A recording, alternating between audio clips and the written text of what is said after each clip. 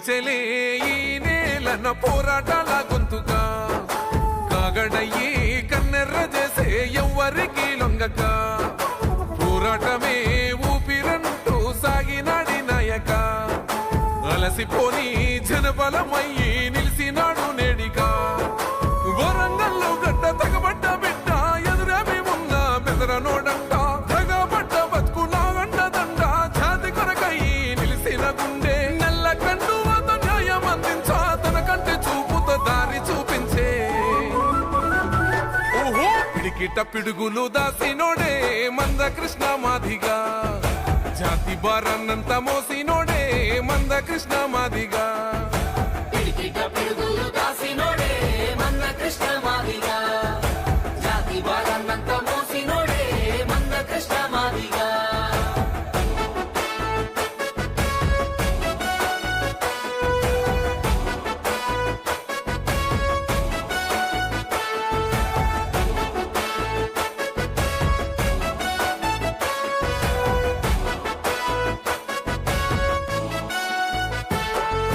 తోపిడి పీడనను పాతివేయ అదేవిధంగా బిహెచ్పిఎస్ జిల్లా కమిటీ నాయకులు వేదిక అలంకరించవలసిందిగా కోరుచున్నాం.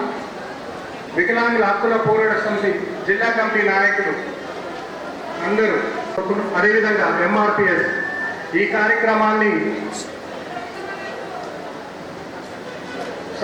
వికలాంగులను సహకరిస్తూ విజయవంతం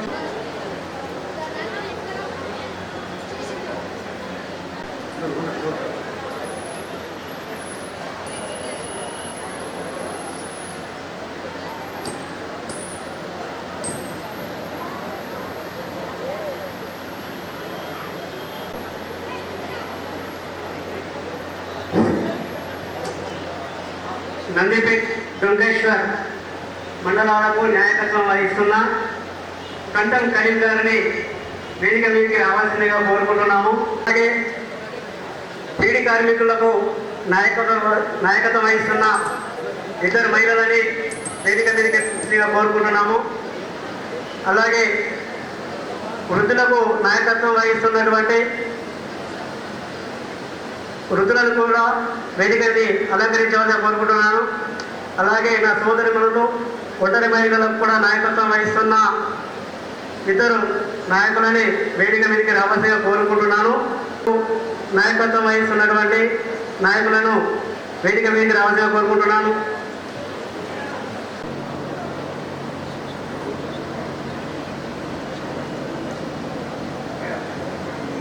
నందిపేట్ మండల నాయకులు లక్ష్మక్కని వేదిక మీదకి రావాల్సిగా కోరుకుంటున్నాను.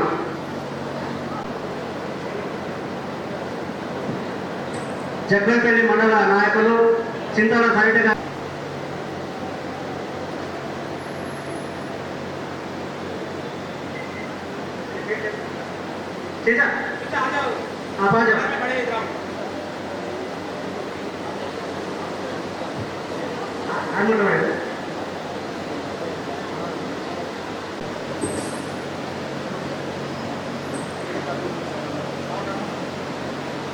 బీడీ కార్మికులు ఇద్దరు మహిళలు రావాల్సిందిగా కోరుకుంటున్నాను.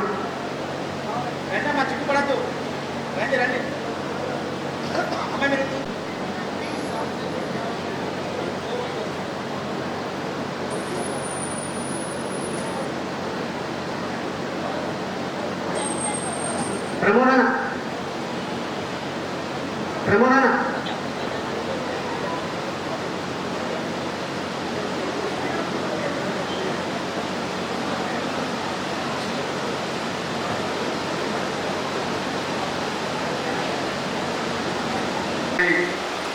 जय हिंद, जय तेलंगाना, जय भीम। भाइयों और दोस्तों, मैं 30 साल से వికలాంగులకు పేదోళ్లకు పనిచేస్తున్నాను. అందరికీ గుర్తుంది. నా నోటు నేను చెప్పుకోవాలంటే ఎలా మంచిగా అనిపించింది. ఈ బోధన్ నగర్ నాకు తెలుగు సరిగ్గా రాదు, మాటలు కానీ నా గురించి మేడం చెప్పాలని రిక్వెస్ట్ చేస్తున్నాను. నా పని గురించి ఒక ఆటో నడుపుతాడు, అతను వికలాంగులకి ఎండాకాలము అందరికీ కూడా ఒక ఆటోలో వాటర్ పెట్టుకొని వికలాంగులందరినీ కూడా ఫ్రీ సర్వీస్ ఇచ్చి వాటర్ కూడా దానం చేయడము, ఎవరికైనా ఏదైనా ప్రాబ్లం ఉంటే రూపాయి కూడా ఛార్జ్ తీసుకోకుండా అతను వికలాంగులకి పేదవాళ్ళ కోసం చాలా పోరాటం చేసి చాలా సేవలు అందించిన వ్యక్తి. అతని గురించి మనం ఎంత చెప్పినా తక్కువనే. ఎందుకు అంటే అలాంటి వాళ్ళు చాలా మంది తక్కువ ఉంటారు, ఉషన్ లాంటి వాళ్ళు చాలా మంది తక్కువ ఉంటారు. కాబట్టి ఉషన్కి అందరూ ఒకసారి చప్పట్లు కొట్టండి. నందిపేట మండల అధ్యక్షురాలు, నా పేరు లక్ష్మి. అన్నగారు ఎప్పటి నుండో ఇలా పని చేస్తున్నారు. కృష్ణన్నని దగ్గర నుంచి చూడటం, మొన్న ఒక్కసారి చూసినాం, ఇప్పుడు ఒకసారి. అన్న మిమ్మల్ని చూసినందుకు చాలా సంతోషంగా ఉందన్న. పేపర్లో టీవీలో చూడటమే కానీ మిమ్మల్ని ఎప్పుడు కలవలేదు మేము. కాకపోతే మీరు మా వికలాంగుల గురించి మాదేం లేకపోయినా సరే కానీ మీరు ఎంతో పోరాటం చేశారన్న. అందుకే మీకు ధన్యవాదాలు తెలుపుకుంటున్నాను అందరూ కదా. స్టేజ్ని అలంకరించిన పెద్ద వాళ్ళందరికీ, వచ్చిన వాళ్ళ అందరికీ నా యొక్క కృతజ్ఞతలు. మనము ముందుండి అన్నతోని మందకృష్ణ అన్నగారితోని మనకు ఎంతో ముందుండి అన్ని పనులు చేసింది. ఇప్పుడు కూడా మనం ముందుండి మన వికలాంగుల హక్కులు సాధనలు ఏవైనా కానీ మనం ముందుండి అందరం పోరాడి సాధించుకుందామని నేను కోరుకుంటున్నాను. అందరి దయ వల్ల మనం కూడా అన్నతో పాటు మనం కూడా అందరము ముందుండి ఏ పోరాటం అయినా కానీ జాబ్స్ అయినా ఏవైనా కానీ ప్రతి ఒక్కటి విషయాలైనా మన వికలాంగులైనా సకలాంగులైనా ఎవరైనా సరే మనము అన్నతోని పాటు మనం కూడా ముందుండి పోరాడాలని అందరము చెప్తున్నాను. నిజామాబాద్ జిల్లా ఆర్మూర్ నియోజకవర్గం పెర్కిడ్ ఎంఆర్ గార్డెన్లో వృద్ధులు, వికలాంగులు, వితంతువులు, అలాగే బీడీ కార్మికులు, అలాగే గీత కార్మికుల పెన్షన్ల పెంపు కోసం గౌరవ మందాకృష్ణ మాదిగ గారు ఈరోజు ఆర్మూర్ నియోజకవర్గం రావడం జరుగుతుంది. ఇప్పుడున్న ప్రభుత్వం ఏదైతే ఉందో కాంగ్రెస్ ప్రభుత్వం ఒక హామీ ఇచ్చింది. ఆ హామీ ఏమిటంటే డిసెంబర్లో నాకు ఓటేయురి, జనవరిలో మీకు 4,000 ఉన్న పెన్షన్ 6,000 చేస్తా, 2,000 ఉన్న పెన్షన్ 4,000 చేస్తా అని చెప్పేసి మాటిచ్చి ఇప్పటికీ 18 నెలలు గడుస్తున్నా కానీ ఈ పేదల కోసం మాట్లాడని ప్రభుత్వం ఇప్పుడు ఏదైతే కేసీఆర్ ఉన్నాడో రుణమాఫీ మన ఏదైతే రైతు బంధు ఇయ్యలేవు, రైతు బంధు ఎందుకు వేస్తలేవు అని చెప్పేసి అడిగితే వెంటనే ఇగో నువ్వు అడిగినావు కదా కేసీఆర్ నేను ఇస్తున్నా అని చెప్పేసి రేవంత్ రెడ్డి వాళ్ళు దొరలు రెడ్లు ఒకటైనట్లు వాళ్ళు అడగగానే రైతు బంధు రైతు భరోసా వేసిండు. అలాగే మరి పేదల కోసం హామీ ఇచ్చినటువంటి మన వికలాంగుల పెన్షన్లు పెంచుతా అని చెప్పేసి హామీ ఇచ్చిన రేవంత్ రెడ్డి ఇంతవరకు పెంచకపోవడంతో రాష్ట్రం మొత్తంలో గౌరవ మందాకృష్ణ మాదిగ గారు తిరుగుతూ అన్ని కులాలకు సంబంధించిన పెన్షన్దారులను ఏకం చేస్తూ ఈ నెల 13వ తారీఖు హైదరాబాద్లో జరిగే వికలాంగుల వితంతుల పెన్షన్ల పెంపు కోసం మహాగర్జనకు సన్నాహక సదస్సుగా ఇక్కడికి రావడం జరుగుతుంది. ఇప్పటికైనా పెన్షన్దారులు ఎవరైతే ఉన్నారో వాళ్ళందరూ కన్విప్పు చేసుకొని గౌరవ మందాకృష్ణ మాదిగ గారికి మద్దతుగా నిలబడాలని చెప్పేసి కోరుకుంటున్నాం. జై మాదిగ, జై మందాకృష్ణ మాదిగ.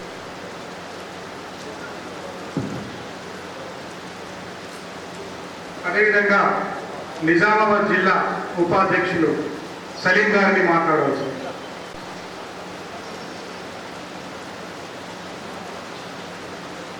సభకు అలరించిన ఎంఆర్పిఎస్ నాయకులకు, అట్లాగే మీడియా మిత్రులకు, వేదిక మీద ఉన్న అక్కలకు, మేడం గారికి, అన్నగారికి, అట్లాగే వేదిక పైన ఉన్న పేరున, అట్లాగే నా సోదరులు అన్నలకు, తమ్ములకు, అక్క చెల్లెలకు అందరికీ హృదయపూర్వక నమస్కారాలు తెలుపుతూ ఈ సన్నాహక సభకు విచ్చేసిన కృష్ణన్న గారికి మన వికలాంగుల తరఫున మా జిల్లా, మీ నిజామాబాద్ జిల్లా ఎప్పుడైనా రుణపడి ఉంటారు, ఎప్పటికైనా రుణపడి ఉంటుందన్నా. మన జిల్లాలో చాలామంది వికలాంగులు ఉన్నారు. ఎన్ని రోజుల నుంచి కూడా మన ఆర్మూర్ మండలంలో తిరుగుతున్నా కానీ ఇది వినట్టున్నా అనుకున్నా కానీ చాలామంది ఈరోజు తరలించినందుకు చాలా ధన్యవాదాలు. ఆరు పింఛన్దారులందరికీ మనమంతా ఐక్యతంగా అన్న కోసం పోరాటం చేద్దాం. ఈ ప్రభుత్వం దిగి వస్తుందని చెప్పేసి అన్నగారు ఫస్ట్ వీక్ టైం ఇచ్చిన ఈ మొండి రేవంత్ రెడ్డి ఈ పార్టీకి నిమ్మకు నీరెత్తకుండానే మనకి సమాజంలో ఇంత విహెచ్పిఎస్ ఎంఆర్పిఎస్ పనిచేసిన అన్నగారు ఈ పార్టీకి చిన్న మస్తలేదన్నా. మనమందరం అన్నతోటి ఉండి 13వ తారీఖు మన జిల్లాలో నుంచి లక్షలాదిగా తరలి నిజామాబాద్ హైదరాబాద్ని మనం అష్టదిగ్బంధం చేయాలని చెప్పేసి నేను కోరుకుంటున్నాను. ఈ అవకాశం ఇచ్చిన పెద్దలందరికీ ధన్యవాదాలు. ఈ కార్యక్రమానికి విచ్చేసిన మన మందకృష్ణ మాదిగన్న గారికి, అలాగే ఈ వేదిక పైన ఉన్న విఎస్పీ జిల్లా అధ్యక్షురాలు సుజాత సూర్యవంశీ అక్క గారికి, నందిపేట అధ్యక్షురాలు లక్ష్మి గారికి, విఎస్పిఎస్ అధ్యక్షుడు మన వీరప్ప గారికి, వేదిక పైన ఉన్న ప్రతి ఒక్కరికి నా వికలాంగుల మరియు వితంతులు ఒంటరి వృద్ధుల తరపున నా ప్రత్యేక ధన్యవాదాలు తెలుపుకుంటున్నా. ఈ సభను ఉద్దేశించి మాట్లాడటం కంటే ముందు మనని కన్న తల్లిదండ్రులు, వారితో పాటు మందకృష్ణ మాదిగన్న లాంటి ఒక మహానాయకుడిని కన్న వాళ్ళ తల్లిదండ్రుల పాదాభివందనాలతో ఈరోజు ఈ కార్యక్రమాన్ని ప్రారంభించుకుంటున్నాం. ఏ ప్రభుత్వాలైనా సరే వికలాంగులని ఒక చిన్న చూపుతోనే, మనం ఒక ఓటు బ్యాంకుతోటే మనల్ని వాడుకోవడం జరుగుతుంది. ఈరోజు ఉదాహరణకు రైతు బంధు తీసుకుందాం. రైతు బంధులో 10 ఎకరాల భూమి ఉంటే అందులో అయ్య పేరు మీద 2 ఎకరాలు, కొడుకు పేరు మీద 2 ఎకరాలు, మన కోడల పేరు మీద 2 ఎకరాలు, ఇలా 10 ఎకరాలు ఆ 5 కుటుంబాల పేరు 5 పేర్ల మీద ఉంటాయి. ఉంటాయా? ఉంటాయి. ప్రతి ఒక్కరికి రైతు బంధిస్తుండు, ప్రతి ఒక్కరికి రైతు పథకాలు ఇయ్యాల. రీసెంట్ గా ఒక నెల కిందనే బోనస్ అంట, బోనస్ ప్రతి వ్యక్తి మీద ఉన్న ప్రతి భూమికి పట్టాదారుకి బోనస్ ఇస్తుండు. అలాంటప్పుడు వికలాంగుల నుంచి 4,000 నుంచి 6,000 పెంచడానికి ఏమన్నా రేవంత్ రెడ్డి గారికి మనం ఓటేయాలి? కాంగ్రెస్ ప్రభుత్వానికి మనం ఓటేయాలి? ఈరోజు సృష్టిని నడిపిస్తున్న 5 పంచభూతాలు సాక్షిగా ఎలా ఉన్నాయో ఈ రోజు మందకృష్ణ మాదిగ ఇంకా 5 పంచభూతాలు ఉన్నాయి. అవి 1 వికలాంగులు, 2 వృద్ధులు, 3 వితంతులు, 4 ఒంటరి మహిళలు, 5 ట్రాన్స్జెండర్. అంటే వీళ్ళందరూ ప్రతి ఒక్కరు ఈ అన్నయ్యక ఉండి ప్రతి కార్యక్రమాలని మనం ఈరోజు 13వ తారీఖు నాడు జరగబోతున్న మహాగర్జనకు ప్రతి వికలాంగులు తల్లి రావాల్సిందే. అన్నకు ప్రతి ఒక్కరూ మద్దతు ఇచ్చి ఇవాళ సంఘాలు ఏవైనా సంకల్పాలు ఏదైనా అండతోని మేము అన్ని సంఘాల వాళ్ళం ఉంటాం. ఏజెండా మాత్రం ప్రతి ఒక్కరు, ఎందుకంటే ప్రభుత్వాలని విమర్శించడమే, ప్రభుత్వాలని ప్రతి ఒక్కరిని మనం ఎందుకంటే మనకు వచ్చే హక్కులను సాధించుకున్నంత వరకు అన్నెంబడ నిలబడి ప్రతి ఒక్కరు ఉండాల్సని ఈ ప్రత్యేకంగా ధన్యవాదాలు. కమ్మన్పల్లి గంగాధర్ గారిని మాట్లాడాల్సిందిగా వచ్చు. వేదికను అలంకరించిన పెద్దలకు, ఎంఆర్పీ పెద్దలకు, మందకృష్ణ అన్నగారికి అందరికీ కృతజ్ఞతలు. వచ్చిన వికలాంగులు, ఎంఆర్పీఎస్లు, మహిళలు, అన్నదమ్ములు అందరికీ నమస్కారం. ఒకరికి 5 మంది ఇస్తున్నారు. వికలాంగులు ఒక్కరి నుండి ఇంకొకరికి ఇవ్వమంటారు. మహిళలు ఒక తండ్రికి ఇస్తే బిడ్డకి ఇవ్వమంటారు, బిడ్డకి ఇస్తే అక్కకి ఇవ్వమంటారు. అంటే రైతు బంధు అందరికి ఇస్తారు కాబట్టి ఎవరికి అందరికి ఇవ్వాలి, వికలాంగులకు కూడా అందరికి ఇవ్వాలి. అది ప్రభుత్వము మీకు చెప్పి 20 నెలలు కలుస్తుంది. 20 నెలల పైసలు మనకు డబ్బులు రావాలి. అందరికీ మీరు అందరూ మందకృష్ణ అన్నగారితో మీరందరూ 13 తారీఖున హైదరాబాద్లో ఉన్నారు కాబట్టి ప్రతి ఒక్కరూ రావాలని నేను కోరుతున్నాను. కార్యక్రమానికి, మహాగర్జన కార్యక్రమానికి విచ్చేసిన పద్మశ్రీ మందకృష్ణ మాదిగన్న గారికి స్వాగతం, సుస్వాగతం. అన్న, మా కొరకు మీరు చేస్తున్నటువంటి ఉద్యమం అంతో ఇంతో కాదన్నా. మేము ఎక్కడో ఉండవలసిన వాళ్ళము ఈరోజు ఇంత ప్రోగ్రాం చేసుకోవడానికి, మరి కృషి చేశారన్న. మరి సుజాతక్క గారు కానీ, బీరప్పన్న గారు కానీ, ప్రతి ఒక్కరము ఈ కార్యక్రమం చేసుకోవడానికి సపోర్ట్ చేసిన ఎంఆర్పిఎస్ సోదరులకు ప్రతి ఒక్కరికి ఉద్యమాభివందనాలు. అన్న 13వ తారీఖు హైదరాబాద్లో పెన్షన్ కొరకు ఏర్పాటు చేసిన మహాగర్జన ప్రోగ్రాంకి ప్రతి ఒక్కరము గ్రామాల నుండి తరలి వస్తామన్నా. అట్టి కార్యక్రమాన్ని విజయవంతం చేస్తామని సభాముఖంగా మేము హామీ ఇస్తున్నామన్నా అని ఈ సభాముఖంగా తెలుపుతున్నాను. థ్యాంక్ యూ అన్న. సభను ఉద్దేశించి జిల్లా నాయకుడు బీరప్ప గారిని మాట్లాడవలసిందిగా కోరుచున్నా.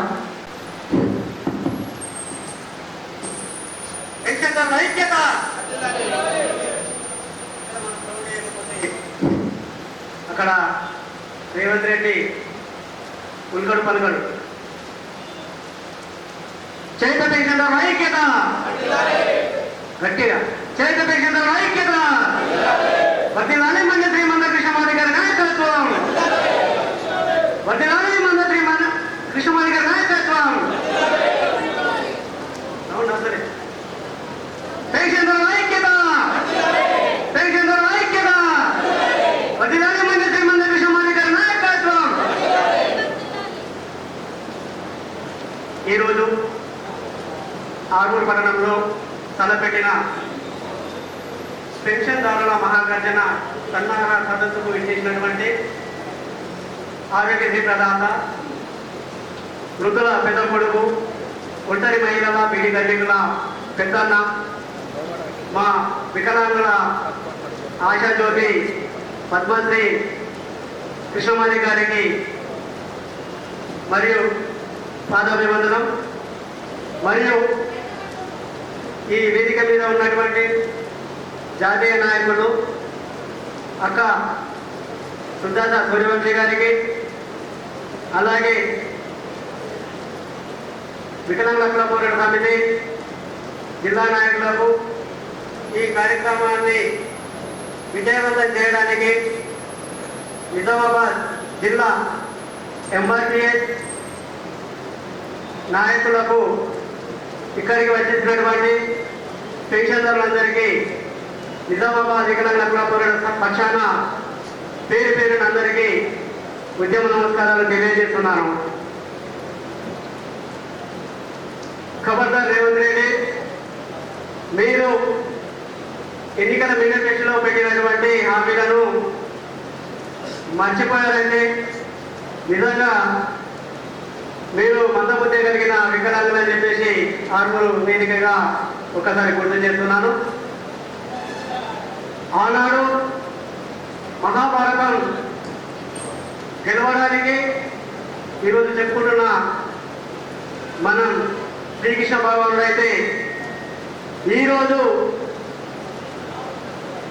ఏ ప్రభుత్వాలైనా గెలిచి ప్రతి పెన్షన్దారులకు న్యాయం చేయడానికి ముందుకు వచ్చిన ఈ కృష్ణుడికి మనందరి తరఫున మరోసారి ఉద్యమ నమస్కారాలు తెలియజేసుకుంటున్నాను.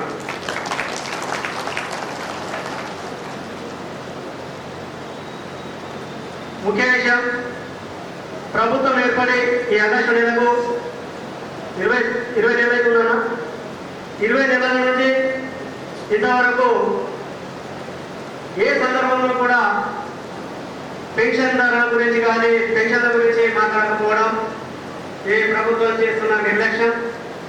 దానిని ఉద్దేశించి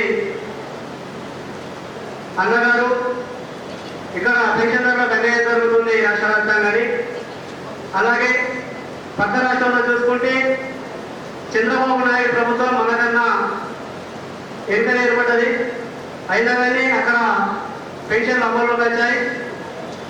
ముందు ఏర్పడిన ప్రభుత్వం మేనిఫెస్టోలో పెట్టిన విషయాన్ని మర్చిపోయి, లేదా వీళ్ళకి ఎవరు అడిగేవారు లేరు, ఎప్పుడైనా ఇయ్యతులే అనుకున్నా తెలియదు, కానీ ఇక్కడ పెన్షన్దారుల ఇష్యూ మర్చిపోయింది. దాని విషయంలో అన్నగారు చేత పెన్షన్దారుల మహాగర్జన కార్యక్రమాన్ని 13వ తారీఖు హైదరాబాద్లో నిర్వహిస్తున్నారు. కాబట్టి ఇప్పుడు మనం అందరం ఈ 13వ తారీఖు విజయవంతం చేసుకోవడానికి గ్రామాల నుండి పెద్ద సంఖ్యలో కదిలితేనే మనం హైదరాబాద్ ప్రోగ్రామ్ని సక్సెస్ చేసుకోగలుగుతాం. అయ్యా రేవంత్ రెడ్డి,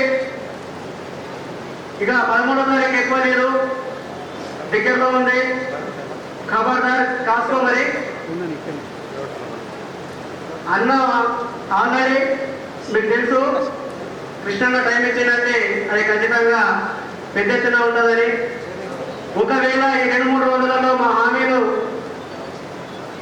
ప్రకటించకపోతే మేము అన్న వారి ఆదేశాల మేరకు హైదరాబాద్ని నిర్బంధం చేయడానికి ఇక్కడ వికలాంగులే కాదు, వృద్ధులు, ఒంటరి మహిళలు, చేనేత కార్మికులు, బీడీ కార్మికులు అందరూ సిద్ధంగా ఉన్నామని చెప్పేసి మర్చిపోవద్దు.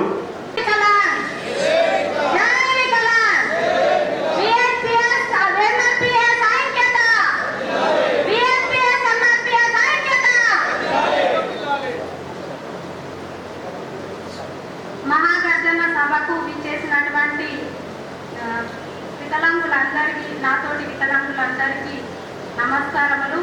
అలాగే వేదిక మీద కూర్చున్నటువంటి పద్మశ్రీ అవార్డు గ్రహీత ప్రీత గౌరవనీయులు అయినటువంటి మందకృష్ణన్న గారికి, అలాగే జాతీయ నాయకురాలు సుజాత సూర్యవంశక్క గారికి, మరియు నాతోటి వికలాంగులకి, జిల్లా నాయకులకి, మండల నాయకులకి, నాతోటి వికలాంగులందరికీ నమస్కారములు. హైదరాబాద్లో ఆగస్టు 13న జరిగే మహాగర్జన సభకు అందరూ తరలి రావాలని కోరుకుంటున్నాను. వికలాంగులకు ఉద్యోగం శాతంలో 10% వరకు పెంచాలని కోరుకుంటున్నాను. చదువుకున్న వికలాంగులు చాలా మంది ఉన్నారు, ఒకళ్ళకి వస్తుంది, ఒకళ్ళు వస్తలేదు. కనీసం 10% వాళ్ళకు రిజర్వేషన్ పెంచాలని సీఎం గారిని కోరుతున్నాను. నమస్కారం.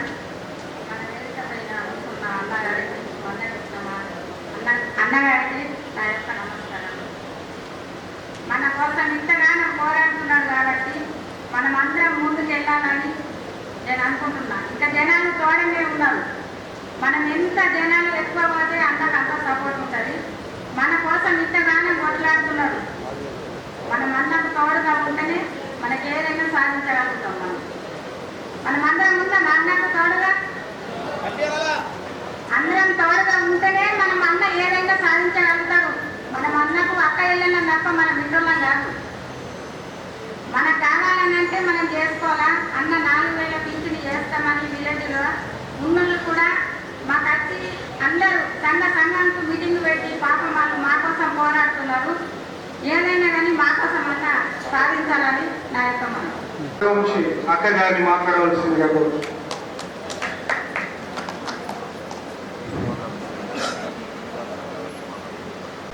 ఈ హార్మోన్ పట్టణానికి వచ్చిన మందకృష్ణన్న గారికి మరియు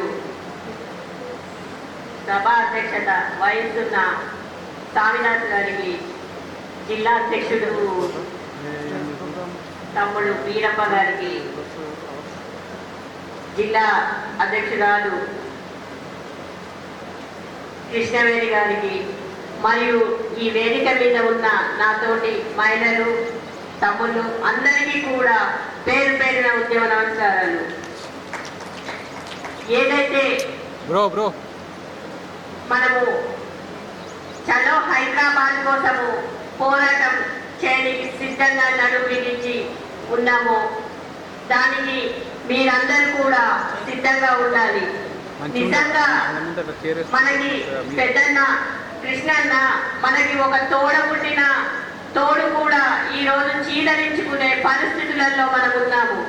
కానీ అన్న మనమందరము అక్క చెల్లెళ్ళము, తల్లిదండ్రులకి కడుపులో పుట్టిన కొడుకులు కూడా ఒక టైం వస్తే చూడని పరిస్థితిలో ఉన్న మనకి ఒక అన్న మనందరినీ ఒక తోడబుట్టిన తల్లిదండ్రులలాగా చూస్తున్నాడు, అక్క చెల్లెళ్ళలాగా చూస్తున్నాడు. మన పరిస్థితిని బట్టి ఈరోజు అన్నగారు ఒక పెద్ద ఉద్యమమే తీశాడు అంటే దీనికి మనం అందరం కూడా కృతజ్ఞతలు తెలపాలి. అసలు కృతజ్ఞతలు ఎవరికి తెలపాలి అంటే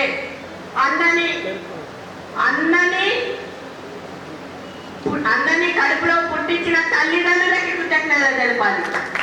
ఎందుకంటే అట్లాంటి కొడుకుని కన్నందుకి మనకందరికీ అండగా ఉన్నందుకు నిజంగా వాళ్ళే ఒక దేవుళ్ళని మనం భావించుకోవాలి. ఎందుకంటే అట్లాంటి కడుపులో ఇట్లాంటి కొడుకు పుట్టిందంటే ఆ తల్లిదండ్రులు ఎంత పుణ్యం చేస్తే ఇట్లాంటి కొడుకు పుట్టిందో అది గమనించుకోవాలి. కాబట్టి ఈరోజు వృద్ధులు, వితంతువులు, ఒంటరి మహిళలు, బీడీ కార్మికులు వీళ్ళందరికీ పెన్షన్ పెంచడానికి మనం అందరం కూడా ఒక పోరాటం ప్రతి జిల్లాలలో, మండలాలలో జరుగుతుంది. కాబట్టి ఈ రోజు అసలైతే ఇక్కడ చాలా అధిక సంఖ్యలో రావాలి. ఎంఆర్పిఎస్, ఎంఎస్పి తమ్ముళ్ళు, ఇన్ఛార్జ్ అందరూ కూడా చాలా కష్టపడ్డారు ఈ మీటింగ్ సక్సెస్ చేయడానికి. దీనికి ముఖ్య ఉద్దేశం ఏంటంటే రేపు జరగబోయే కార్యక్రమానికి మనం అందరం సిద్ధంగా ఉండి సీఎం గారిని ఉంచుదామా తీసేద్దామా అది మన చేతిలో ఉంది. మీరందరూ ఏమంటారో ఒకసారి అందరూ చేతులు ఎత్తండి. లేకపోతే మేము తాడో పేడో హైదరాబాద్ లో 13వ తారీఖున తాడో పేడో తెలుసుకుంటాము. ఎందుకు అంటే ఈ రోజు దాకా 2 సంవత్సరాలు అయింది. 2 సంవత్సరాల నుంచి మన పెన్షన్ పెంచలేడు. ఎందుకు అంటే పక్క రాష్ట్రంలో పెంచినప్పుడు మరి ఈ రాష్ట్రంలో పెంచకపోవడం ఎంత సిగ్గుచేటు. పక్క రాష్ట్రంలో 3 నెలలకే పెన్షన్ పెంచిండు. వృద్ధులకి 4,000, వికలాంగులకి 6,000, 100% డిజబుల్డ్కి 15,000 పెన్షన్ పెంచి 3 నెలల పెన్షన్ కట్టించిండు. అదే విధంగా ఈ రాష్ట్రంలో కూడా వికలాంగులై, వృద్ధులై, వితంతులై, పెన్షన్దారు అందరి పెన్షన్ కూడా 2 సంవత్సరాల పెన్షన్ మాకు ఒక్కొక్క క్యాండిడేట్ మీద 40,000 రూపాయల పెన్షన్ ఉంది. ఆ పెన్షన్ కట్టి మళ్ళీ 4,000, 6,000, 15,000 రూపాయలు ఈ త్వరలో 13వ తారీఖు దాకా నేను ఇస్తానని ఒప్పుకుంటే మనము ఉద్యమము బంద్ చేస్తాము. లేదు అంటామా ఖచ్చితంగా అతని మెడలు వంచి మనం పెన్షన్ తీసుకుంటాము. ఖచ్చితంగా రాజీనామానన్నా పెట్టిస్తాము. దీనికి మనం అందరం సిద్ధంగా ఉంటే అన్న చేసిన కష్టానికి ఫలితం ఉంటది. ఎందుకు అంటే అన్న మేము 2007 నుంచి మనకి అండగా ఉన్నారు. మనము ఒక చచ్చిపోయిన దాకా కూడా వికలాంగులతోనే ఉంటానని హామీ ఇచ్చిన అన్నకి ఒక్కసారి మనం అందరం చేతులెత్తి తప్పట్టుకుంటుంది. అంటే తోడే ఈరోజు మనల్ని అందరినీ వేరు చేసిన కానీ ఒక కుటుంబం లాగా నేను మీకు అండగా ఉంటానని అన్న మనకి హామీ ఇచ్చినప్పుడు మనం ఆ అన్నకి ఎంత చేసినా కృతజ్ఞతలే ఉంటాయి. కాబట్టి దీన్ని మీరు గమనించుకోండి. అంటే ఇది ఒకటే కాదు, మనము పెట్టిన డిమాండ్స్ ఎన్ని ఉన్నాయి? 24 డిమాండ్లు పెట్టాము. 24 డిమాండ్లలో 10 డిమాండ్లు కూడా చేస్తారో చేయరు. ఇప్పుడు దాకా ఒక బ్లాక్ లాక్ పోస్ట్ ఇచ్చిండ్రా వికలాంగులకు కానీ, ఒంటరి మహిళలకు కానీ ఎవరికి కూడా ఒక బ్లాక్ లాక్ పోస్ట్ ఇవ్వలేదు. ఇంద్రమ్మ ఇండ్లు అంటున్నారు. ఇంద్రమ్మ ఇండ్లు ఎవరికి ఇస్తున్నారు? ఒక కమిటీ వేశారు. ఆ కమిటీలో వాళ్ళ సొత్తులకే ఇంద్రమ్మ ఇండ్లు రాస్తున్నారు. కానీ వికలాంగులకు కానీ నిరుపేదల కన్నా ఇండ్లు ఇచ్చిన దాఖలాలు ఉన్నాయి. అక్కడ లిస్టులో ఒక పేరు ఉంటుంది, ఇచ్చేటప్పుడు ఒక పేరు వస్తుంది. దీన్ని కూడా మనం కాంగ్రెస్ ప్రభుత్వానికి బుద్ధి చెప్పాలి. ఈరోజు ఏంటి డబల్ బెడ్రూమ్లు ఎన్ని ఖాళీగా ఉన్నాయి? ఖాళీ ఉన్న డబల్ బెడ్రూమ్లలో భర్తీ చేయడానికి ఏమైంది? ఇప్పుడు మనం ఒకటి ఆలోచించుకోవాలి. దమ్ము ధైర్యము ఉంటే మనం అందరం కూడా ఆ డబల్ బెడ్రూమ్లు ఖాళీ ఉన్న డబల్ బెడ్రూమ్లలో ఖచ్చితంగా తాళాలు వల్ల కొట్టి నిరుపేదలైన కుటుంబాలకి మనం ఆ ఇల్లు తీసుకొని అందులో ఉన్న తర్వాత ఎవరు వస్తారో చూద్దాము. దాంట్లో దీనికి మాత్రం ధైర్యంగా ఉండాలి. కూలిపోతున్నాయి ఇంద్రమ్మ ఇల్లు, కట్టిన ఇల్లు కూలిపోతున్నాయి. ఇయ్యనికి ఏమైంది? ఇట్లాంటి ప్రభుత్వాన్ని మనం ఎన్నుకుంటున్నాము. కాబట్టి ఇప్పుడు అందరం కూడా ఒక కళ్ళు తెరవాలి. పేదల గురించి ఎవరైతే నాయకుడు ఉన్నారో, పేదల పక్షాన మాట్లాడే నాయకుడు ఎవరున్నారో వాళ్ళని మనం గెలిపించుకోవాలి. కానీ మనము ఉన్నవాడికి 100 రూపాయలకి ఒక సీసాకి 500కి మాత్రం దయచేసి మనం ఎవరం కూడా అమ్ముడుపోవద్దు. అమ్ముడుపోయి ఈ రోజు మనం 500 నోటుకు అమ్ముడుపోయి వారికి 5 సంవత్సరాలు బానిస బతుకులు బతుకుతున్నాము. మీరు వస్తే ఏమిచ్చారు? మీరు ఓటేస్తే 100 అంటే 500 ఇస్తేనే మీరు ఓటేశారు అని చెప్పుకునే పరిస్థితి. కాబట్టి దీన్ని కూడా మనం గమనించాలి. సమర్పించుకొని కాంగ్రెస్ ప్రభుత్వానికి మెడల్ వంచి మన పెన్షన్ తీసుకున్నాము. తీసుకున్న దాకా వదిలిపెట్టేది లేదు.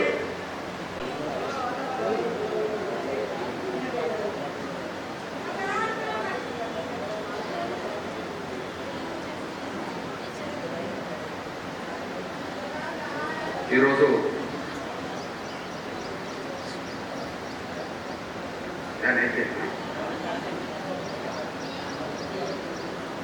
తట్టుకోలేకపోతుందా?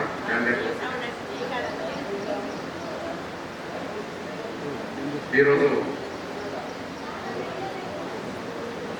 ఆర్మూర్ కేంద్రంలో జరుగుతున్న వికలాంగులు, వృద్ధులు, వితంతులు, ఒంటరి మహిళలు, బీడీ కార్మికులు,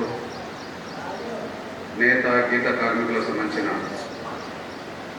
ఆర్మూర్ మరియు పాల్కొండ ఇతర నియోజకవర్గాల సభకు అధ్యక్ష వహించిన తమ్ముడు విహెచ్పిఎస్ జిల్లా ఉపాధ్యక్షుడు స్వామిదాస్ గారికి, విహెచ్పిఎస్ జాతీయ అధ్యక్షురాలు సోదరి సూర్యాంశి సుజాత, జిల్లా అధ్యక్షురాలు విహెచ్పిఎస్ మహిళా విభాగం కృష్ణవేణి, విహెచ్పిఎస్ జిల్లా నిజామాబాద్ జిల్లా అధ్యక్షులు తమ్ముడు వీరప్ప, పెద్దలు సలీం, రాజిరెడ్డి, లక్ష్మి, అనిత, సవిత, జ్యోతి, పోసాని, రాజమ్మ, బుచ్చమ్మ, పెద్దలు అబ్దుల్ హుసేన్, చరణ్, గంగాధర్, సంపత్ రాజు, గొడె రాజేశ్వర్, లింగం, పోశెట్టి, ప్రశాంత్, ఇంకా ఎవరినన్నా మర్చిపోయినా వారికి, నా సోదరి సోదరులకి ఈ సమావేశాన్ని జయప్రదం చేయడానికి ఉదయమే ఇంట్లోంచి బయలుదేరి ఇక్కడికి సమయానికి చేరిన నా పెన్షన్ పొందే వర్గాలకు సంబంధించిన నా సోదరి సోదరులైన ప్రతి ఒక్కరికి, పాత్రిక మిత్రులు, ఎలక్ట్రానిక్ సోదరులకి, మీ అందరినీ ఇక్కడ సమీకరించడానికి ఎంతో కష్టపడ్డ ఎంఆర్పిఎస్ మరియు అన్ని అనుబంధ విభాగాలకు సంబంధించిన నాయకులు, కార్యకర్తలందరికీ ప్రతి ఒక్కరికి ముందుగా నా హృదయపూర్వక నమస్కారాలు తెలియజేస్తున్నాను.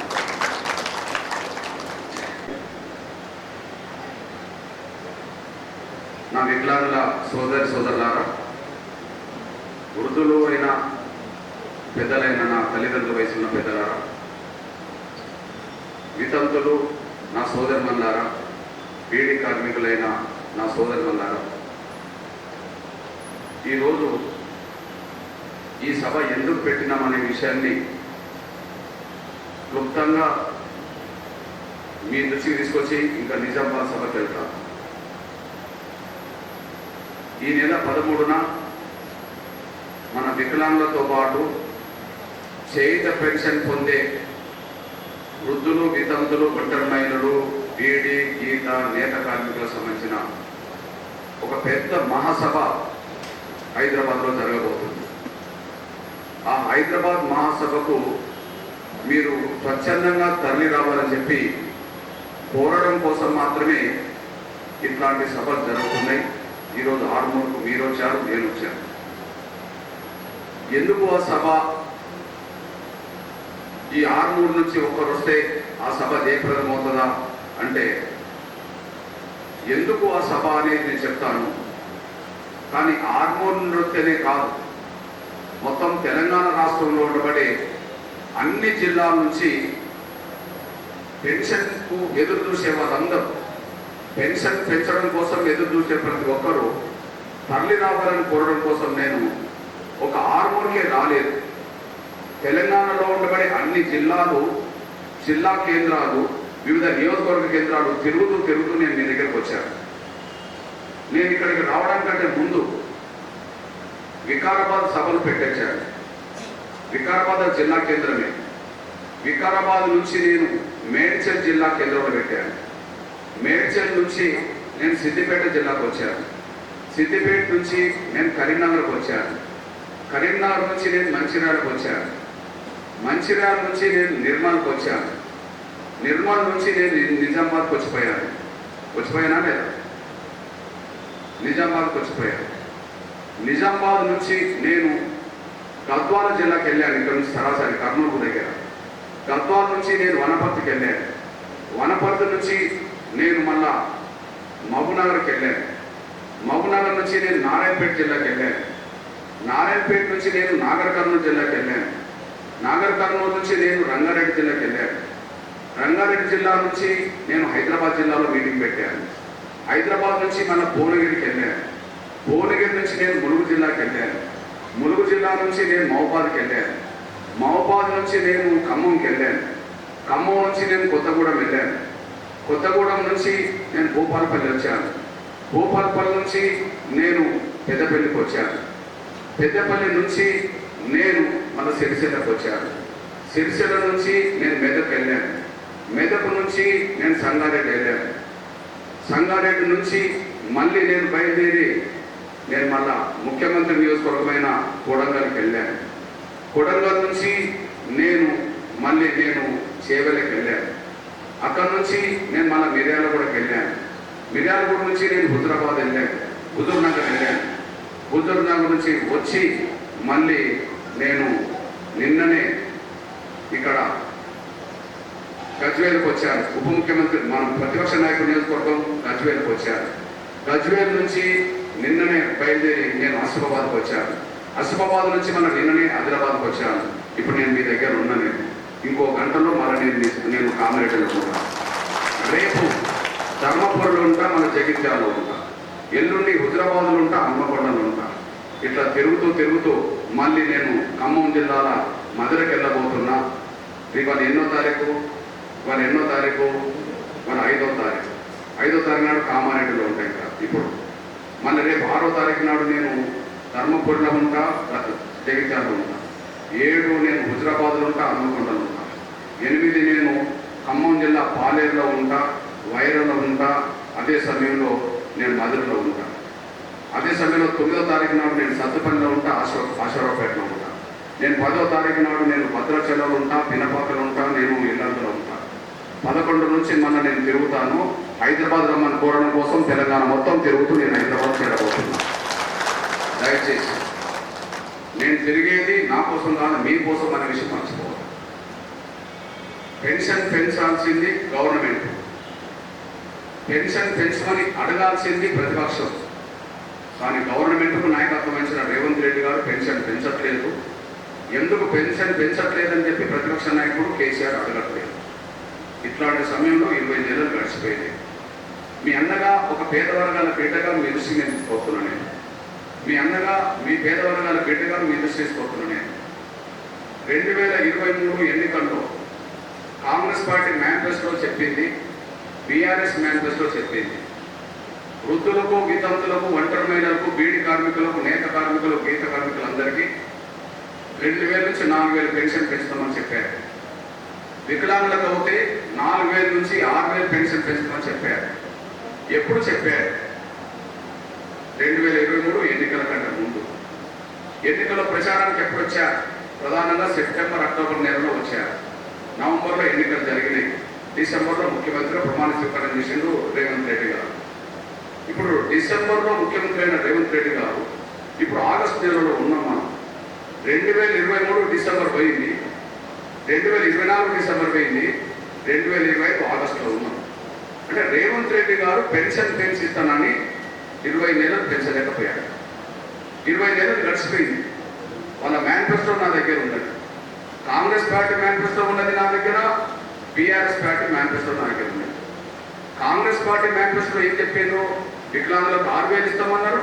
వృద్ధులు, వితంతులు, ఒంటరి మహిళలు, బీడీ కార్మికులు, నేత గీత కార్మికులకు 4000 ఇస్తామని ఉన్నారు. ఇది కాంగ్రెస్ చెప్పడమే కాదు, బీఆర్ఎస్ నాయకులు కూడా ఇదే చెప్పేశారు. అప్పుడు 2 పార్టీలకు మీరు ఓట్లేశారు. ఎవరు అభిమానం బట్టి వాళ్ళు ఓట్లేశారు. ఎందుకంటే ఎక్కువ తక్కువ లేదు కదా. కాంగ్రెస్ అయినా 6000 వికలాంగులకు ఇస్తారన్నది, బీఆర్ఎస్ 6000 వికలాంగులకు ఇస్తారన్నది. బీడీ కార్మికులకు, నేత కార్మికులకు, గీత కార్మికులకు, వృద్ధులు, వితంతులకు 4000 బీఆర్ఎస్ అన్నది, కాంగ్రెస్ కూడా ఇస్తారన్నది. కాబట్టి ఇద్దరు సమానంగానే పెన్షన్ పెంచుతున్నారు. కాబట్టి ఎవరి మీద అభిమానం ఉంటే వాళ్ళు ఓట్లు వేసుకున్నారు. మీరు అంటే ఓట్లు ఎవరికి వేసినట్టు? వేస్తే కాంగ్రెస్కి వేసినట్టు, లేదా బీఆర్ఎస్కి వేసినట్టు ఓట్లన్నీ. కానీ కాంగ్రెస్ 20 నెలలుగా పెన్షన్ పెంచలేదు. 20 నెలలుగా ఎందుకు పెంచలేదని చెప్పి ప్రతిపక్ష నాయకుడు అడుగుతలేదు. ఇది చాలా అన్యాయమైన పరిస్థితి. దీనివల్ల ఎంత నష్టపోయింది ఒక్కొక్కరు. 20 నెలలంటే ఒక్కొక్క వికలాంగుల తమ్ముడు, అన్న, అక్క, చెల్లె ఇప్పటికీ 40,000 నష్టపోయింది. ఎందుకంటే నెలకు 2,000 రూపాయలు అదనంగా మనకు రావాలి. వికలాంగులకైతే 4,000 వస్తున్నాయి, 6,000 రావాలంటే 2,000 రావాలి. నెలకు 2,000 అంటే 20 నెలల్లో 40,000 కదా మనం నష్టపోయింది. వృద్ధులు, వితంతులు, ఒంటరి మహిళలు, బీడీ కార్మికులు, నేత కార్మికులు, గీత కార్మికులు ఉన్నారనుకోండి. ఇప్పుడు వాళ్ళకు 2,000 వస్తున్నాయి, 4,000 రావాలి కదా. 20 నెలలుగా ఒక్కొక్కరు 2,000 నష్టపోవడం అంటే ఒక్కొక్కరు 40,000 నష్టపోయారు కదా. అంటే ఇప్పటికే 20 నెలలు గడిచిపోయినా రేవంత్ రెడ్డి గారు పెన్షన్ పెంచి ఇవ్వకపోవడం అంటే ఒక్కొక్కరు 40,000 నష్టపోయినాం. పెన్షన్ పెంచి ఎందుకు ఇవ్వట్లేదని అడగకపోవడం అంటే ఇప్పటికి మనం నష్టపోయినాం. ఇట్లాంటి పరిస్థితుల్లో మనం గట్టిగా అడగనంత కాలం పెన్షన్ పెంచే పరిస్థితి రేవంత్ రెడ్డి కనిపించట్లేదు. మనం గట్టిగా అడగకపోతే పెన్షన్ పెంచమని ప్రతిపక్షంలో అడిగేటట్టు లేదు. ఇట్లాంటి సమయంలో పెన్షన్ పెరగాల్సింది మనకు, పెంచాల్సింది గవర్నమెంట్. కాబట్టి గవర్నమెంట్తో తాడోపేట తెలుసుకోవడం కోసమే హైదరాబాద్లో బహిరంగ సభ పెట్టబోతున్నాం. ఆ సభకు మీరు రావాలని నేను కోరుతున్నాను. ఇక్కడ మీ అన్నగా చెప్తున్నాను, ఇక్కడ దేశంలోనే నంబర్ వన్ మోసగాడిగా రేవంత్ రెడ్డి పాలన కనిపిస్తుంది. ఈ విషయంలో, మన విషయంలో. నేను ఇతర విషయాల్లో నేను మాట్లాడతలేదు, నేను మన విషయంలో మాట్లాడుతున్నా. పెన్షన్ పెంచుతామని హామీ ఇచ్చిన తర్వాత ఈ దేశంలో ఎక్కడ కూడా వాళ్ళు పెంచుతామన్న పెన్షన్ నెలకు 2 నెలలకు పెంచారు. కానీ 20 నెలలుగా పెన్షన్ పెంచకుండా మోసం చేస్తున్నది రేవంత్ రెడ్డి మాత్రమే. అంటే నిజంగా పెన్షన్ పెంచే విషయంలో దేశంలోని నంబర్ 1 మోసగాడిగా రేవంత్ రెడ్డి కనిపిస్తున్నాడు. మరి నంబర్ 1 మోసగాడిగా రేవంత్ రెడ్డి పాలన కొనసాగుతుంటే ప్రతిపక్ష నాయకుడు ఏం చేస్తున్నాడు? అడగాల్సింది ఎవరు? ప్రభుత్వ వైఫల్యాలను, ప్రభుత్వ మోసాలను ఎండగట్టాల్సిన వారు ఎవరు? ప్రతిపక్షం కదా. ప్రతిపక్ష నాయకుడు ఎవరు? కేసీఆర్ కదా. అసలు కేసీఆర్ అసెంబ్లీ కూడా బయట ప్రజలకు లేడు. ఇతను ప్రతిపక్ష హోదా ఆయనకి ఎందుకు? ముఖ్యమంత్రి మోసం చేస్తున్నాడు 20 నెలలుగా. 20 నెలలుగా ప్రతిపక్ష నాయకుడు అసెంబ్లీలో కనిపించకపోయే, బయట తిరగకపోయే. మరి ఎవరు మాట్లాడాలి? నంబర్ 1 అసమర్థత ప్రతిపక్ష నాయకుడు ఈ రాష్ట్రంలో కనిపిస్తున్నాడు. నంబర్ 1 మోసగాడు ఉన్నాడు, నంబర్ 1 అసమర్థుడు ఉన్నాడు. ఇట్లాంటి పరిస్థితిలోనే ఒక పేద వర్గాల బిడ్డగా చెప్తున్నాను, పక్క రాష్ట్రాన్ని చూసి వీళ్ళు నేర్చుకోవాలి. చంద్రబాబు చూసి వీళ్ళు నేర్చుకోవాలి. చంద్రబాబు నాయుడు ముఖ్యమంత్రి ఉన్నప్పుడు ఆయన ప్రభుత్వంలో ఆయన మంత్రి ఉన్నాడు కేసీఆర్. ఆయన చూసి ఏం నేర్చుకున్నాడు? చంద్రబాబు నాయుడు పార్టీ టీడీపీలో మొన్నటి వరకు రేవంత్ రెడ్డి గారు ఆ పార్టీలోనే ఉన్నాడు. అక్కడ నుండి వచ్చే ఇప్పుడు కాంగ్రెస్ లో చేరి ముఖ్యమంత్రి అయ్యాడు. చంద్రబాబు నుంచి ఏం నేర్చుకున్నట్టు వీళ్ళిద్దరు? ఇద్దరు టీడీపీలో ఉన్నోడే. చంద్రశేఖరరావు టీడీపీలో ఉన్నోడే, రేవంత్ రెడ్డి టీడీపీలో ఉన్నోడే. చంద్రబాబు నాయుడు గారు ఇప్పుడు ముఖ్యమంత్రి. అక్కడ మన పెన్షన్ పెంచే విషయంలో చాలా పెద్ద మనసు చేసుకున్నాడు. నాకు తెలిసి భారతదేశంలోనే పెన్షన్ పెంచే విషయంలో చాలా మానవత్వంతో ఆలోచించి పరిపాలిస్తున్నది అక్కడ చంద్రబాబు నాయుడు గారు. పక్క రాష్ట్రం ఆయన శిష్యులే. ఇద్దరు ఆయన శిష్యులే, ఆయన పార్టీలో ప్రభుత్వాలు ఉన్నోలే. నేను ఒక విషయం గుర్తు చేస్తున్నా, 2023 ఎన్నికలు ఇక్కడ జరిగినాయి, 2024 అక్కడ జరిగినాయి. ఇక్కడ జరిగినాక ఇక్కడ రేవంత్ రెడ్డి గారు ముఖ్యమంత్రి అయిన తర్వాత అక్కడ ఎన్నికలు జరిగినాయి. నేను చంద్రబాబు గారిని కలిశాను, ఆయన ముఖ్యమంత్రి కాకముందు కలిశాను. ఇక్కడ కాంగ్రెస్ టీఆర్ఎస్ తీసుకొచ్చిన మేనిఫెస్టోలు ఏవైతున్నాయో ఆయన చూపించాను. నేను ఇప్పుడు మీకు చూపించిన 2 మేనిఫెస్టోలు నేను చంద్రబాబు నాయుడికి ఇచ్చాను. సార్, నాకు అంతకుముందే పరిచయం కాబట్టి, అంతకుముందే ఆయనతో కొన్ని పరిచయాలు ఉన్నాయి కాబట్టి, సార్ మీరు ఇప్పుడు ఎన్నికలకు వెళ్ళబోతుంది సార్. తెలంగాణలో వికలాంగులకు కాంగ్రెస్ టీఆర్ఎస్ 6,000 ఒప్పుకున్నారు సార్. వృద్ధులు, వితంతులు, ఒంటరి మహిళలకు, బీడీ కార్మికులకు, నేత గీత కార్మికులకు 2,000 నుంచి 4,000 పెంచుతారు ఒప్పుకున్నారు సార్. దయచేసి మీరు కూడా మీ ఎన్నికల్లో మీ మేనిఫెస్టోలో కూడా వికలాంగులకు 6,000 ఇస్తామని చెప్పండి సార్. వృద్ధుల వితంతులకు మిగతా వాళ్ళకు 4,000 ఇస్తామని చెప్పండి సార్ అని నేను అడిగాను. నేను ఆయనను ఏప్రిల్ 21న కలుసుకున్నా. వికలాంగులందరినీ తీసుకెళ్ళి నేను కలిసిన. ఏప్రిల్ 21లో చంద్రబాబు నాయుడు వినతిపత్రం ఇచ్చాడు. ఈ వినతిపత్రంలో 3 అంశాలు జోడించాను. జనరల్ వికలాంగులకు 6,000, వృద్ధుల వితంతులు, ఒంటరి మహిళలకు, ఇతరులకు 4,000, ఇంకా కండరాల క్షీణతో బాధపడుతున్న వాళ్ళంటే 100% మంచం మీదనే ఉంటారు లేదా వీల్ చైర్లకే పరిమితం అవుతారు.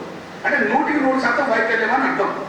నేను అడిగిన ఏంటంటే 100% వైకల్యం ఉన్న వాళ్ళకు ఎవరో ఒకరు తోడు లేకపోతే వాళ్ళ జీవితం నడవదు సార్. దయచేసి వాళ్ళ జీవితం నడవాలంటే ఎవరో ఒకరు తోడున్నారు కాబట్టి అందరికి ఇచ్చిన పెన్షన్ లా కాకుండా వాళ్ళకు నెలకు ఒక 15,000 రూపాయలు పెన్షన్ ఇవ్వాలని చెప్పి నేను డిమాండ్ చేసి వచ్చాను, డిమాండ్ చేసి వచ్చాను. ఇక్కడ 3 ఉన్నాయి. జనరల్ వికలాంగులకు 6,000, వృద్ధులు వితంతులు ఒంటరి మహిళలకు ఇతరులకు 4,000, 100కు 100% వికలాంగులు ఉన్న వాళ్ళకి 15,000 అని చెప్పాను. ఈ 3 విజ్ఞప్తులు దృష్టి పెట్టుకొని చంద్రబాబు నాయుడు గారు మేనిఫెస్టో పెట్టేశాడు. చంద్రబాబు నాయుడు మేనిఫెస్టో ఇది. చంద్రబాబు నాయుడు మేనిఫెస్టో చదువుతున్నా. వృద్ధులు వితంతులు ఒంటరి మహిళలు ఇతరులకు 2,000 నుంచి 4,000 వరకు పెంచుతాం. వికలాంగులకు 6,000 పెంచుతాం. పూర్తి స్థాయిలో వైకల్యానికులైన వారికి నెలకు 15,000 ఇస్తాం. అది కూడా ఇప్పుడు హామీ ఇస్తున్న ఏప్రిల్ నెల నుంచే నేను పెన్షన్ పెంచుతాను అని అన్నాడు. నేను కలిసింది ఎప్పుడు? ఏప్రిల్లో. ఎప్పటి నుంచి పెన్షన్ పెంచుతాం అన్నాడు? ఏప్రిల్ నుంచే. ఎన్నికలు ఎప్పుడు జరిగినాయి? మేలో జరిగినాయి. ఆయన ముఖ్యమంత్రి ఎప్పుడైందో? జూన్లో వచ్చిండు. ఇక మీరు గమనించాలి, నేను కలిసింది ఏప్రిల్ నెలలో. ఆయన ఏప్రిల్ నెల నుంచే పెన్షన్ పెంచేస్తాము అన్నాడు. ఇలానే ఉంటుందండి. ఏప్రిల్లో హామీ ఇచ్చిండు, మేలో ఎన్నికలు జరిగినాయి, జూన్లో ముఖ్యమంత్రిగా ప్రమాణ స్వీకారం చేసిండు.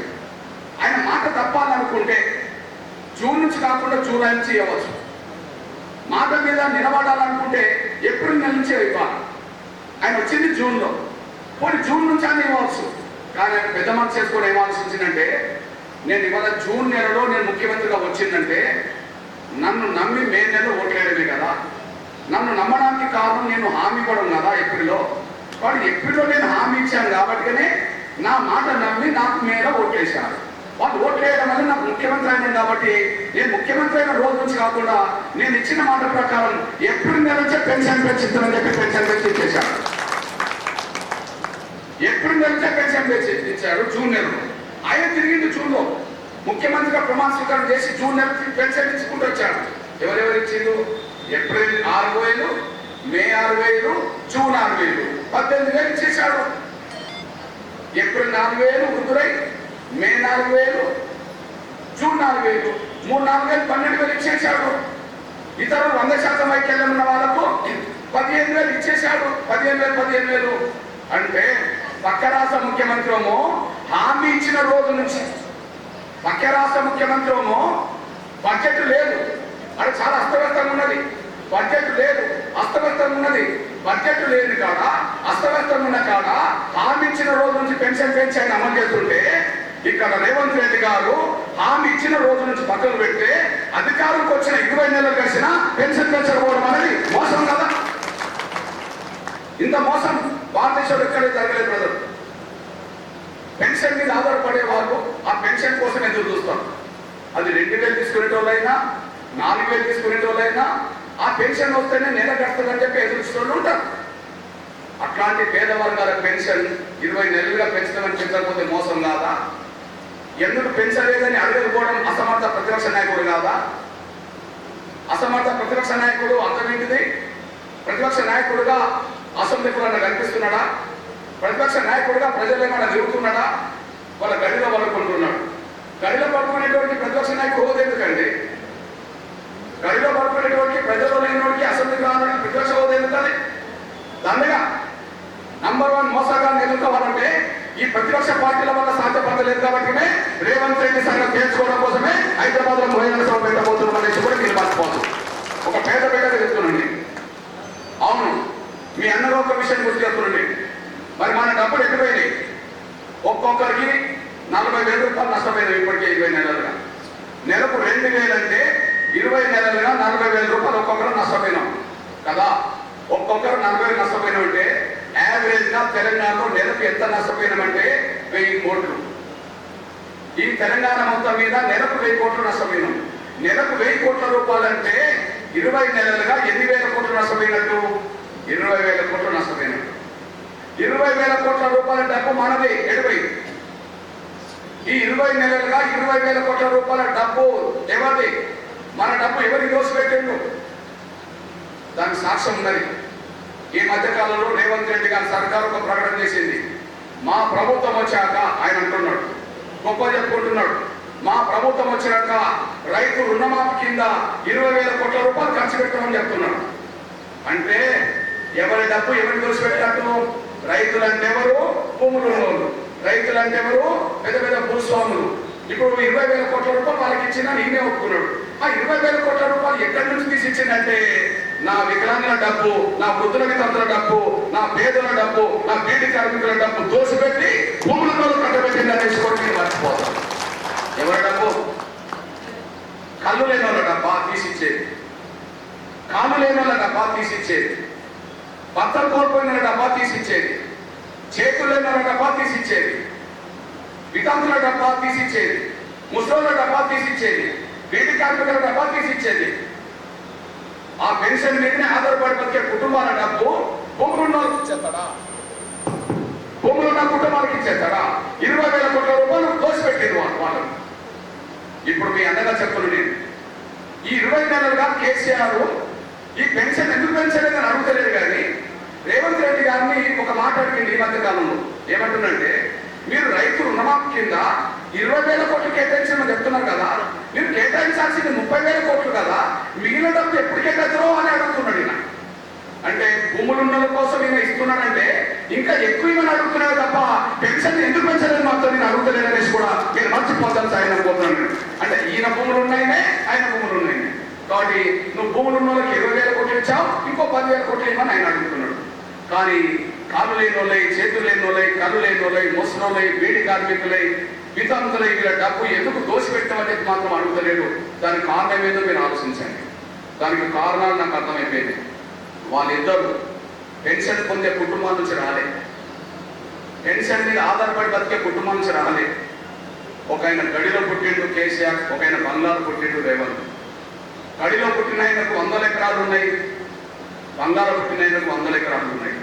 వాళ్ళ పెన్షన్ మీద ఆధారపడి బతకాల్సిన పరిస్థితి ఏమి వాళ్ళకు లేదు. కాబట్టి వాళ్ళ పెన్షన్ గురించి ఆలోచించడం వాళ్ళకు దండగా అనుకుంటాను. మేము ఇచ్చినప్పుడు తీసుకుంటారు, మేము ఇంతే బతుకుతారు, లేకపోతే వాళ్ళ ఇష్టం అన్నట్టుగానే వాళ్ళు నిర్లక్ష్యం ఉండరనేసి కూడా మీరు మర్చిపోతారు సార్ అనుకుంటున్నాను. రేవంత్ రెడ్డి ఎక్కడ పుట్టిండు? బంగ్లాలో పుట్టిండు. రేవంత్ రెడ్డి గారికి ఎన్ని ఎకరాలు ఉన్నాయి? 100 ఎకరాలు ఉన్నాయి. కేసీఆర్ ఎక్కడ పుట్టిండు? పెద్ద గడిలో పుట్టిండు. కేసీఆర్ కుటుంబం ఎంత ఉన్నది? 100 ఎకరాలు ఉన్నాయి. ఇప్పుడు 1000 ఎకరాలు ఉన్నాయి. ఇప్పుడు ఆయన గడి 100 ఎకరాల పైగా ఆయన ఇప్పుడు గడిలో ఉన్నాడు. వాళ్ళ కుటుంబంలో పెన్షన్ ఆధారపడి బతికేటోడు కాదు కదా.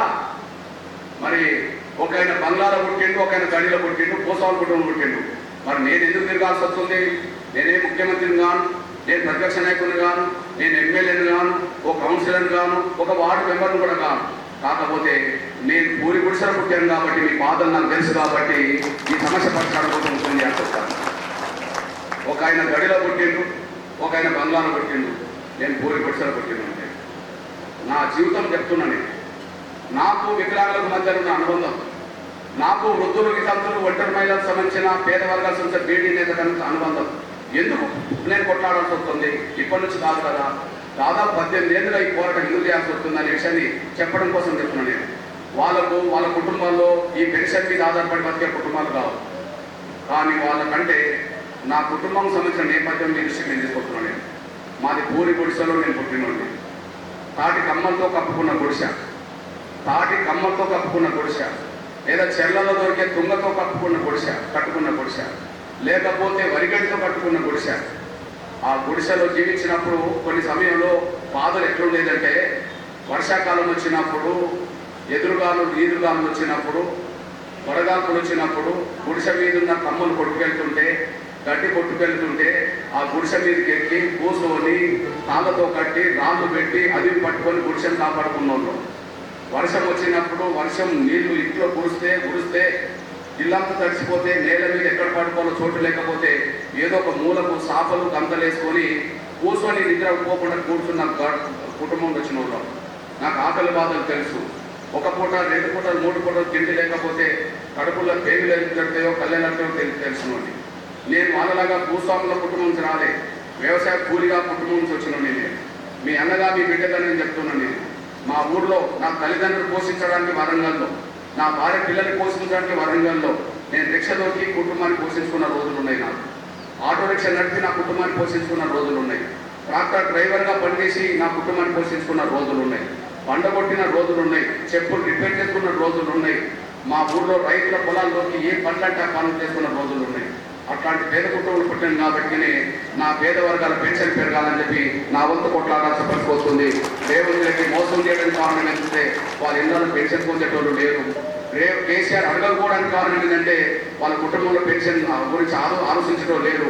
కానీ అలాంటి పేద కుటుంబాల్లో పెన్షన్ మీదనే ఆధారపడి బతికేటూ ఉన్నారు కాబట్టి ఈ పెన్షన్ పెంచాలనే పోరాటంతో మొదటి నుంచి కొట్లాడాల్సి వస్తుందనేసి కూడా మీరు మర్చిపోదాల్సి అయింది అనుకుంటున్నాను.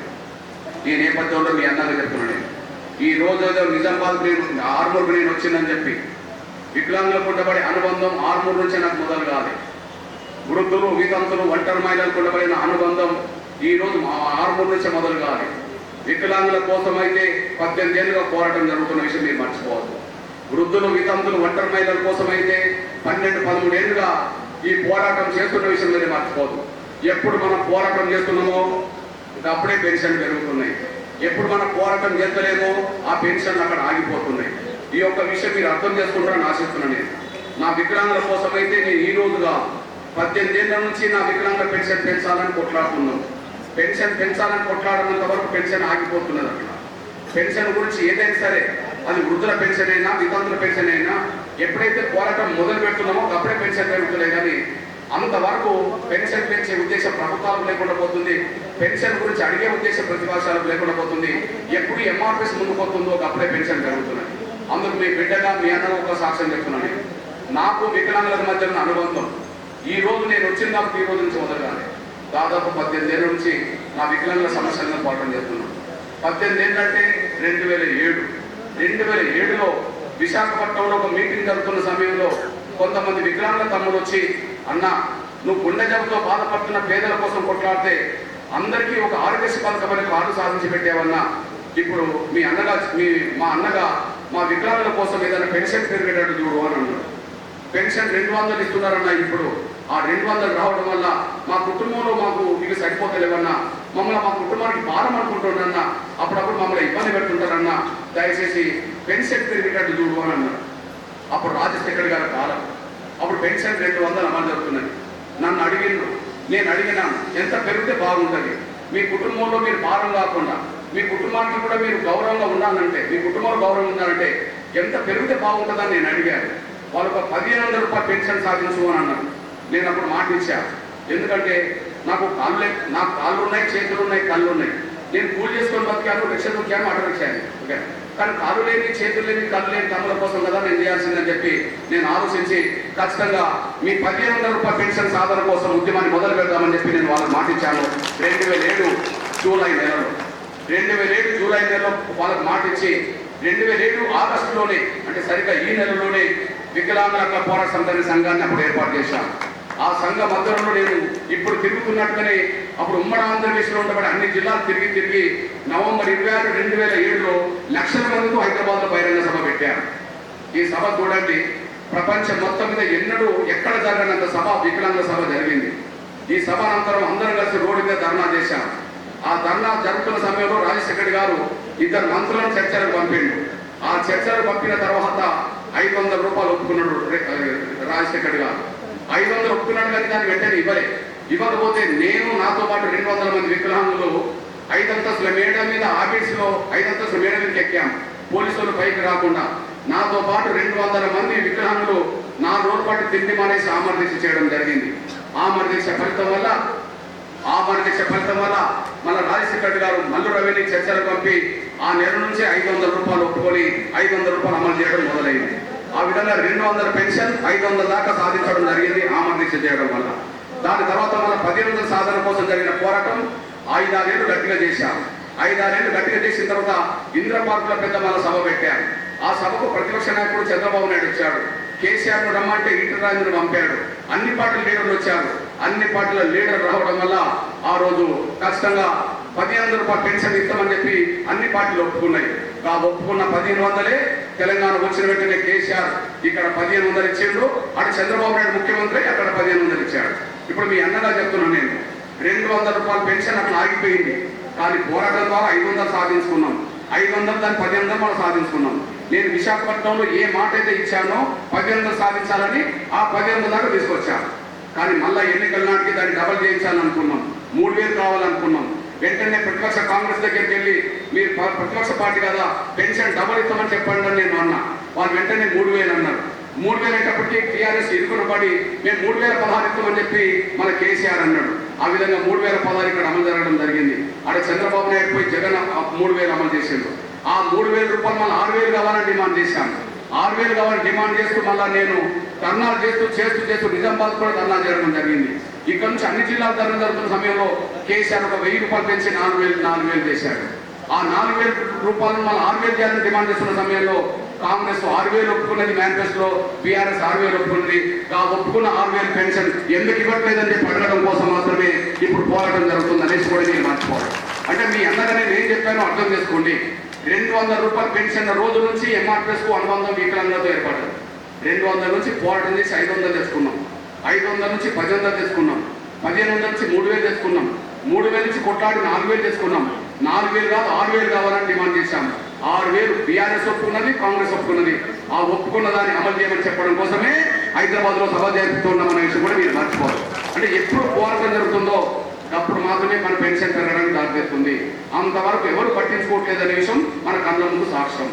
ఇది 18 ఏళ్ల బట్టి జరుగుతున్న ప్రయాణం. నేను వికలాంగుల గురించి నేను ఇవాళ మాట్లాడుతున్నానంటే ఇప్పటికిప్పుడు నేను మాట్లాడుతున్నది కాదు. 18 ఏళ్ల బట్టి ఈ పోరాటం జరుగుతున్నది. ఆ విషయాన్ని మీ దృష్టికి నేను తీసుకొస్తున్నాను. ఇకపోతే పోరాటం జరిగినప్పుడు మాత్రమే పెన్షన్ పెరుగుతుంది అనడానికి ఒక బలమైన సాక్ష్యం ముసలోళ్ళ గురించి చెప్తున్నాను. నేను వితంతుల గురించి చెప్తున్నాను. ఒకసారి ఆలోచించండి. 2004, 2014 మధ్యన 10 ఏళ్ళు. 2004, 2014 మధ్యన 10 ఏళ్ళు. 10 ఏళ్ళలో 200 రూపాయల పెన్షన్ ఇంకొక 2 రూపాయలు అదనంగా పెరగలే. రాజశేఖర్ గారు 200 పెన్షన్ ఇచ్చిండు. రాజశేఖర్ గారు చనిపోయినాక రోషయ్య 200 పెన్షన్ ఇచ్చిండు. రోషయ్య దిగిపోయినాక కిరణ్ కుమార్ గారు 200 పెన్షన్ ఇచ్చిండు. రాజశేఖర్ గారు 2004లో ముఖ్యమంత్రి, 2014 వరకు కిరణ్ కుమార్ గారు ముఖ్యమంత్రి. పెరగడానికి కారణం ఎంఆర్పిఎస్ ఉద్యమం చేయడం అనేసి కూడా మీరు మర్చిపోవాలి. మళ్ళా చెప్తున్నాను, గ్రహించండి. ముసలోళ్ళతో ఉండమని నాకు అనుబంధం చెప్తున్నాను. నేను ముసలోళ్ళు అంటే ఒక మార్గంలోనే కాదు, అన్ని కులాల్లో పేద వృద్ధులు ఉంటారు. వాళ్లకు నాకు అనుబంధం నేను చెప్తున్నాను. ఆ అనుబంధమే పెన్షన్ పెరగడానికి దారితీసింది. కులం ఉంటుంది కాబట్టి చెప్పుకోవాల్సి వస్తుంది. కానీ నాకు కులం ముఖ్యం కాదు, నాకు మతం ముఖ్యం కాదు. పేదలు ఎవరైనా సరే వాళ్ళ గురించి నేను కొట్లాడడం అనేది నా బాధ్యతను పెట్టుకుంటాను. దానివల్ల నేను ఈ స్థాయికి వచ్చేసింది. ఈ రోజు మీ దగ్గర ఆరోగ్యశ్రీ కార్డు ఉన్నదంటే 2004లో రాజశేఖర్ గారు యుద్ధం చేసి అది సాధించి పెట్టింది. ఈ పెన్షన్ పెంచడం సాధించాలని మీరు వచ్చింది. పెన్షన్ పెరగాలని మీరు వచ్చేసారు. పెన్షన్ పెంచాలనే డిమాండ్ తోటే నేను మీకోసం వచ్చాను. మీరు వచ్చింది పెన్షన్ పెంచాలని, నేను వచ్చింది మీకోసమే. కాబట్టి రేపు హైదరాబాద్ కనుక వస్తే స్వచ్ఛందంగా మీరు తరలితే తప్పకుండా పెన్షన్ పెంచడం అన్న జరగాలి. చేత కాకపోతే రాజీనామా చేసి రేవంత్ రెడ్డి ఇంటికాడిపైన కూర్చోవాలి. అంతేగాని ఇంకా మోసం చేస్తామంటే వదిలేసే ప్రసక్తి లేదనేసి కూడా మర్చిపోద్దని నేను సవినని కోరుకుంటూ, నేను ఒక్కరిని మాట్లాడితే పెన్షన్ వస్తుందని అనుకోబాకండి. మీ తరఫున నేను ముందడుగుతాను, మీ తరఫున గట్టిగా మాట్లాడతాను. కానీ నాకు ఎంత బలం ఇస్తే అంత శక్తిగా మాట్లాడడానికి అవకాశం ఉంటుంది, అంత శక్తిగా కొట్లాడడానికి అవకాశం ఉంటుంది. నేను ఒంటరిగా నేను మాట్లాడినా ఫలితం రాదు. నేను ఒక్కరిని గట్టిగా మాట్లాడినా ఫలితం రాదు. నేను ఎంత మాట్లాడాలనుకుంటే నాకు అంత శక్తి అవసరం. మీ అన్నగా చెప్తున్నాను. నేను ఒకనాడు ఆరోగ్యశ్రీ పథకం రావాలని చెప్పి కొట్లాడినాను. అప్పుడు పేదలందరూ నాకు ఎమ్మడి నిలబడ్డారు. మీరు వికలాంగులు అవుతే సొంతంగా మీ గ్రామాల నుంచి వికలాంగులు సపరేట్ వాహనం ఏర్పాటు చేసుకోండి. మీరు ముసలోళ్ళు అవుతే ముసలోళ్ళు సపరేట్ వాహనం ఏర్పాటు చేసుకోండి. మీరు వితంతులు అవుతే సపరేట్ రండి. మీరు బీడీ కార్మికులు అవుతే సపరేట్ రండి. ఎందుకు నేను అంటున్నానంటే ఎవరికి వాళ్ళు సొంత ఖర్చులతో రండి. ఇది కాంగ్రెస్ మీటింగ్ కాదు, ఇది బీఆర్ఎస్ మీటింగ్ కాదు. వాళ్ళ మీటింగ్ ఎట్లా జరుగుతుందో మనకు తెలుసు.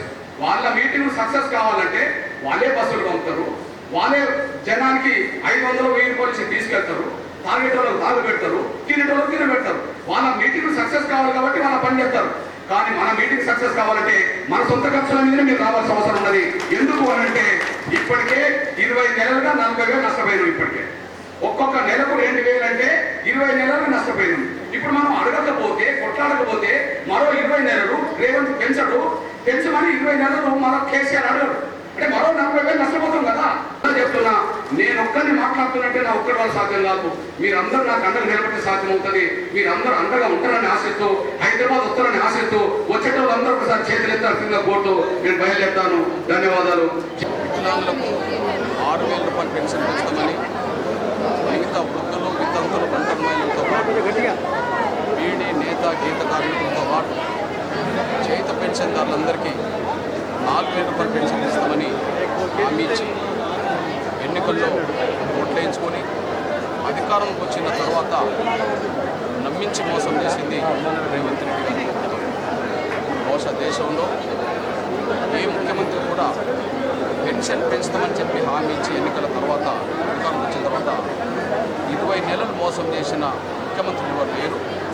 ఈ దేశంలో నంబర్ 1 మోసగాడిగా, ముఖ్యంగా పెన్షన్ పెంచే విషయంలో మోసం చేసిన వ్యక్తిగా రేవంత్ రెడ్డి గారికి ఆ పేరు ఉన్నదని పూర్తిగా 20 నెలలుగా పెన్షన్ పెంచి ఇవ్వకపోతే దాదాపు 50 లక్షల మంది పెన్షన్ మీద ఆధారపడే పేద వర్గాలకు సంబంధించిన వాళ్ళ బతుకు గురించి ప్రతిపక్షంలో ఉన్న ఏ నాయకులు కూడా దాన్ని ప్రస్తావించిన సందర్భం రాలేదు. ఇక్కడ ప్రతిపక్ష నాయకుడు ఎంత అసమర్థత పాత్ర పోషిస్తుందంటే, ప్రతిపక్ష పాత్ర పోషించడంలో ఎంత విఫలమైందంటే, ఒక ప్రతిపక్ష నాయకుడిగా అసెంబ్లీలో కనిపించడు, ప్రతిపక్ష నాయకుడిగా ప్రజల్లో కనిపించట్లేదు. దీనివల్ల నంబర్ 1 మోసగాడిగా ముఖ్యమంత్రి ఉన్నాడు, నంబర్ 1 అసమర్థత ప్రతిపక్ష నాయకుడు తెలంగాణలో ఉన్నాడు. కాబట్టి పేదల పెన్షన్ విషయంలో అడిగేటోళ్ళు లేకుండా పోవడం వల్లనే పెన్షన్ పెంచకుండా రేవంత్ రెడ్డి సర్కార్ వాళ్ళ జీవితాలతో చెలగాటమాడుతున్న ఈ సమయంలోనే రేవంత్ రెడ్డి గారు ప్రభుత్వంతో తాటంపేట తెలుసుకోవడం, నువ్వు ఇచ్చిన మాట నిలబెట్టుకుంటావా లేకపోతే తప్పుకొని ఇంటికాడికి వెళ్ళిపోతావా అనే విషయాన్ని తేల్చుకోవడానికే ఈ నెల 13వ తారీఖు నాడు, ఆగస్టు 13వ తారీఖు నాడు హైదరాబాద్లో లక్షలాది మందితో ఒక బహిరంగ సభ, వికలాంగుల వృద్ధుల వితంతుల మహాగర్జన అనేది జరపబోతున్నాం. ఆ గర్జనకు స్వచ్ఛందంగా తల్లి రావాలని చెప్పి కోరడం కోసమే సన్నాసాలు జరుగుతున్నాయి. ఏది ఏమైనా పెంచడమా దిగిపోవడమా అనేది తేల్చుకోవడమే మా ప్రధాన కర్తవ్యంగా హైదరాబాద్లో గర్జన జరగబోతుందనే విషయాన్ని రేవంత్ రెడ్డి సర్కార్ గుర్తు చేస్తున్నాం, హెచ్చరిస్తున్నాం.